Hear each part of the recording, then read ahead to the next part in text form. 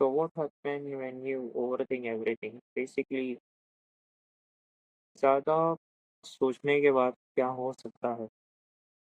अगर तुम किसी टास्क को हाँ, करने की सोचते हो, बेसिकली इसका मतलब ये है कि अगर तुम किसी टास्क को करने के लिए जाते हो बट उससे पहले तुम्हें बहुत ज़्यादा सोचना पड़ता है, तो ऐसा क्या करे और उसमें क्या-क्या प्रॉब्लम्स आती है, हम वही डिस्कस करेंगे आज की वीडियो में। तुम कुछ ज़्यादा ही ओवरथिंकिंग करते हो और एक्शन नहीं ले पाते हो, तो सबसे बड़ी प्रॉब्लम ये है कि तुम एक चीज़ को एक्सेप्ट ही नहीं कर पाते हो कि तुम जब तक एक्शन नहीं लोगे तब तक कुछ हो ही नहीं पाएगा।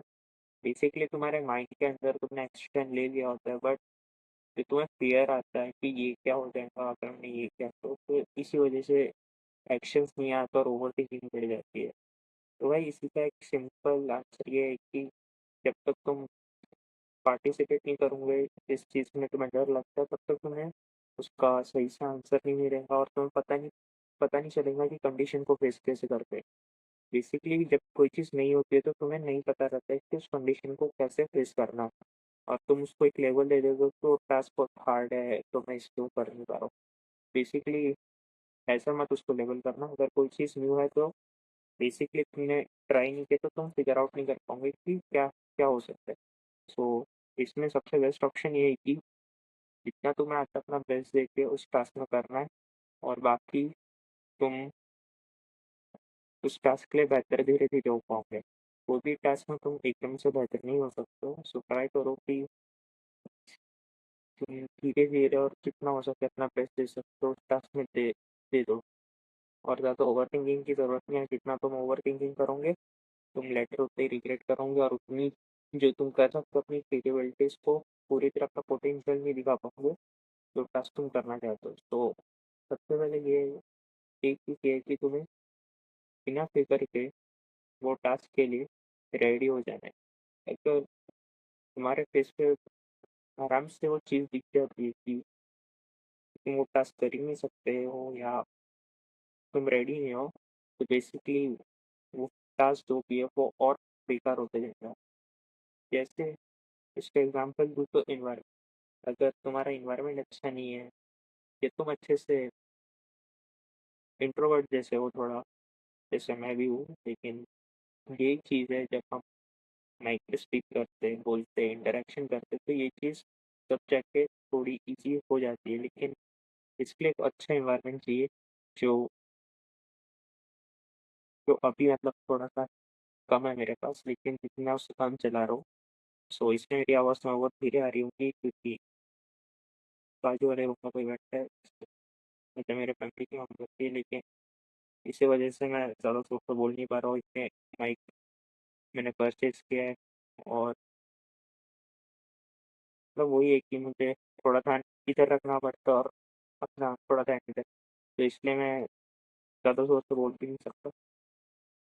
सो जब एनवायरनमेंट सही होगा तो वीडियोज़ भी उतनी अच्छी बनेंगी, एंड बिना ओवरथिंकिंग के तुम डायरेक्ट तुम्हारा जितना फ़ोकस है तुम उतना अपने काम पे दे पाओगे। लेकिन मेरा भी जैसे फ़ोकस तो है, लेकिन थोड़ा फ़ोकस उस साइड भी है क्योंकि कोई आ रहा है इसलिए। तो अब ओवरथिंकिंग की बात करते हैं। जस्ट मुझे ये वीडियो बनाने के लिए पूरा 1 घंटा लग गया क्योंकि जैसे मैंने बताया था एनवायरनमेंट उतना अच्छा नहीं था, कैसे भी करके अभी ये वीडियो बना रहा हूँ।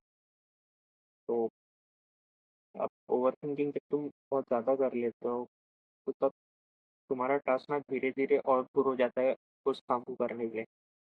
अगर तुम अपने माइंड में ही अगर ऐसी पॉइंट बना लेते हो कि मैं काम नहीं कर पाऊँगा या कुछ ना कुछ हो जाएगा, तो काम वैसे ही नहीं होगा। तुम्हें जैसा टाइम मिले उसको मैनेज करके अपना टास्क करना है, और जितनी ओवरथिंकिंग करोगे तो अपने टास्क के लिए उतने लेट हो जाओगे। सो जितना हो सके ट्राई करो, तुम जितना जल्दी काम कर सकते हो उतना जल्दी करो और फ्री हो जाओ। और जब फ्री हो जाओगे तो तुम्हें कोई टेंशन और नहीं रहेगी, और तुम फर्दर टास्क के लिए आगे बढ़ सकते हो जो भी तुम्हें करना है। और और जो चीज़ जो चीज़ अगर तुम सीखना चाहते हो तो उसमें सबसे बेस्ट चीज़ है कि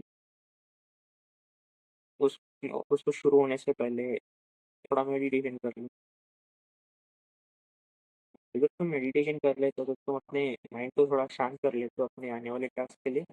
मतलब अगर तुम शांत रहोगे और थोड़े देर 5 मिनट मेडिटेशन, तो काम को शुरू होने से पहले तुम्हारा माइंड ना से ठंडा हो जाएगा। जैसे वो टास्क को एक थ्रेट नहीं समझेगा, वो टास्क को उसको बस एक लेवल समझेगा। जैसे गेम में होते हैं ना लेवल, एक टास्क कंप्लीट किया, तो वैसी मैं समझ रहा हूँ।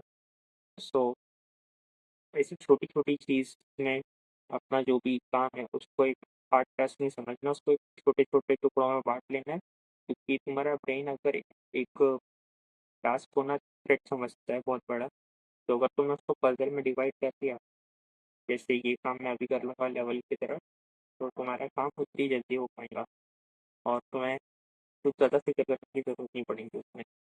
तो यही था, तो कल इतने वीडियो में